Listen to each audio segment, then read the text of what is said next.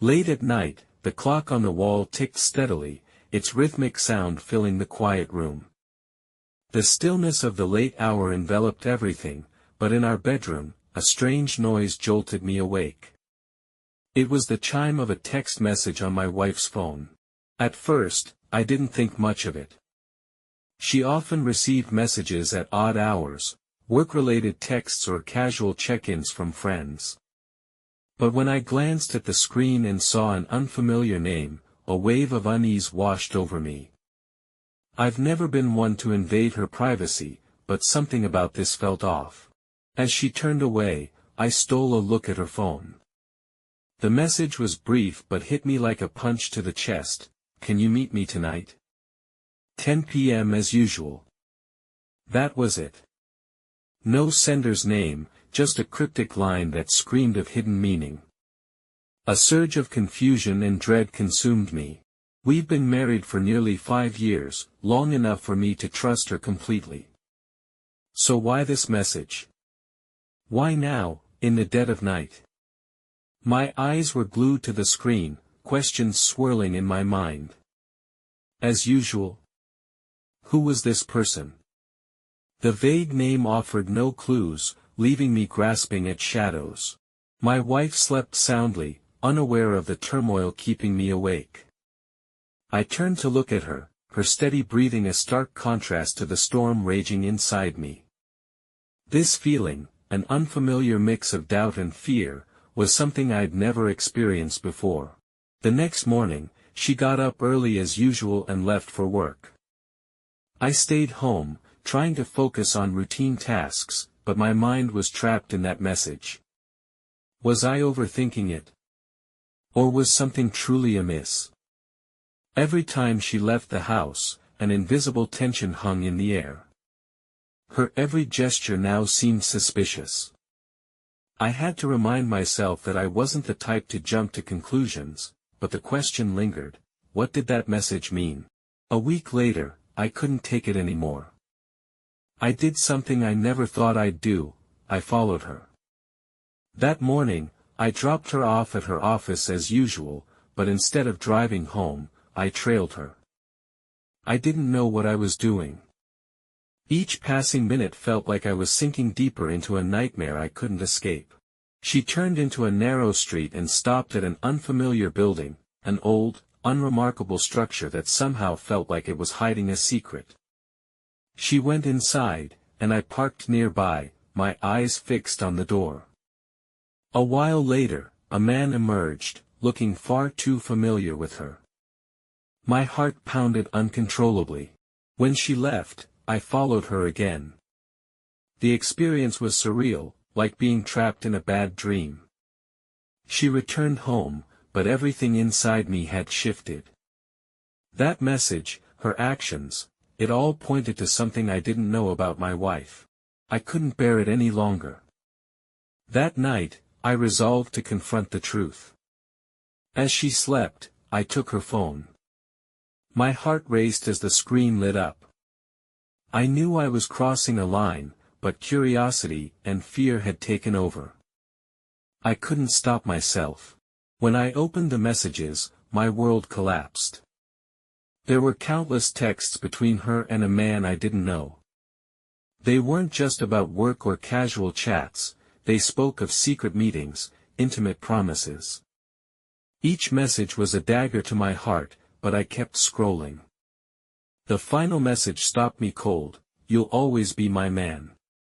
No one can replace you." Everything I believed in shattered. My wife, the woman I trusted implicitly, had been hiding a devastating secret. The pain and confusion were indescribable. I stood in the dark room, unsure of what to do next. This was only the beginning. The secrets I uncovered were just the tip of the iceberg. What was the truth behind those messages? Who was this man in her life? And why had she betrayed me, the man she claimed to love? These questions would haunt me in the days to come. Did I have the strength to face the truth?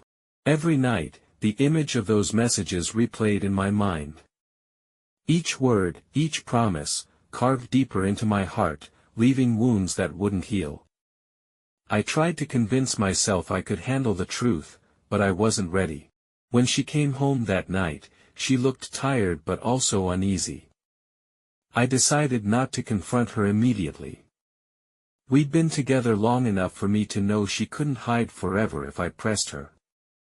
But the longer I stayed silent, the more my doubts grew. I couldn't stop thinking about what she'd done that morning. The messages were enough to change how I saw her, but I couldn't ignore that I still loved her, despite everything. Finally, after a week of bottling up my emotions, I decided to talk to her. This wouldn't be a casual conversation, it would be a reckoning. That evening, as we sat together, the silence was suffocating. My heart pounded, my mouth dry.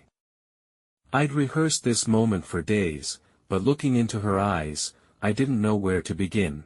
"Is there something you want to tell me?" I asked, my voice low and trembling. It was a simple question, but it carried the weight of everything I'd been carrying.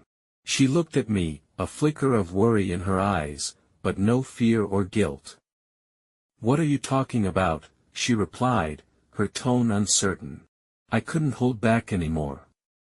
"The messages on your phone. The man. How do you explain them?" She froze, her eyes widening. For a moment, panic flashed across her face, but she quickly composed herself, taking a deep breath. "You wouldn't understand," she said softly. "I didn't want to tell you this, but you won't forgive me if you know the truth." Her words hit me like a blow. I felt helpless, confused, and heartbroken all at once. "What's the truth?" "I've seen the messages, you can't hide anymore." She hesitated, then spoke quietly. "You know about him, but it's not what you think. He's an old friend. We lost touch years ago, and when he reached out, I thought it was just a friendly catch-up. I couldn't take it." "An old friend? What about those promises, those secret meetings?" My voice shook with anger and disbelief. She fell silent, then whispered, "He was someone I loved before I met you. Anne, he still loves me. But I never meant to go too far. I just felt empty. After everything we've been through, I didn't know what I was looking for. When he came back, I got lost." Her words were a slap in the face. I couldn't believe what I was hearing. She'd loved someone else before me, and now, after years together, she felt lonely and turned to him. Was everything we had a lie? The love and trust I'd built with her crumbled before my eyes. But amid the anger and betrayal, I sensed something else, her own pain and loneliness. She wasn't the woman I thought I knew, but she wasn't a stranger either. I stood up, unable to sit still as everything I believed in unraveled. "What have you done?" I shouted. "You can't say these things and expect me to forget what we've built, our memories, our love. Did none of that matter to you?" My anger gave way to exhaustion, the pain too heavy to bear. She didn't cry, but her eyes were red, perhaps from guilt or unspoken sorrow. "I'm sorry," she said. "I don't know what to do with myself anymore." The air was thick with tension. This was the moment I dreaded, the truth I never wanted to face. But now, it was unavoidable. In that moment, in that room, all the promises and memories that had anchored our marriage fell torn apart. Disappointment and sorrow overwhelmed me, yet I couldn't help but feel pity for her. Despite her betrayal, despite the doubts she'd sown, I couldn't fully let go of my love for her. I stood there, watching her, wondering if we could move past this. She wasn't the woman I'd known, but she wasn't someone I was ready to lose. In that moment, I realized marriage wasn't just about trust, it was about understanding and forgiveness. But could I forgive her when her betrayal cut so deep? She stepped forward, her hands trembling, and gently took mine. "You can be angry with me. I understand. But please don't leave me. I was wrong. I don't want to lose you. I was wrong to think I could live without you. Her eyes were sincere, and I felt her regret. Yes, she'd made a mistake, but like me, she was grappling with a reality neither of us had anticipated. Love and trust had been tested by her choices. I don't know if you can understand how much this hurts, I said, my voice heavy. But you need to know I can't live with doubt forever. I need an explanation, a reason to keep going. She nodded, then continued, that man, he's just a part of my past. But I've realized I can't live in the past. I thought I was searching for something missing in my life, but I was wrong. You're the one I need. You're my family. All I want is a chance to make this right. This was my moment to decide, could I stay with her, or would I walk away? In a quiet moment, I realized I still loved her. Her betrayal had broken me, but I knew love wasn't always easy. True love meant forgiving and growing together. Can you change? I asked, my voice softer now. Can you truly stop and make this right? Her eyes, wet with tears but full of hope, met mine. I'll do everything to prove I'm worthy of your trust. I won't let you down again. We sat in silence for a long time. That silence wasn't an ending, it was a new beginning. Yes, I'd been hurt. Yes, I'd faced betrayal. But I also understood that every relationship faces trials, and sometimes, patience and forgiveness are what matter most. After weeks of tension, we decided to see a marriage counselor.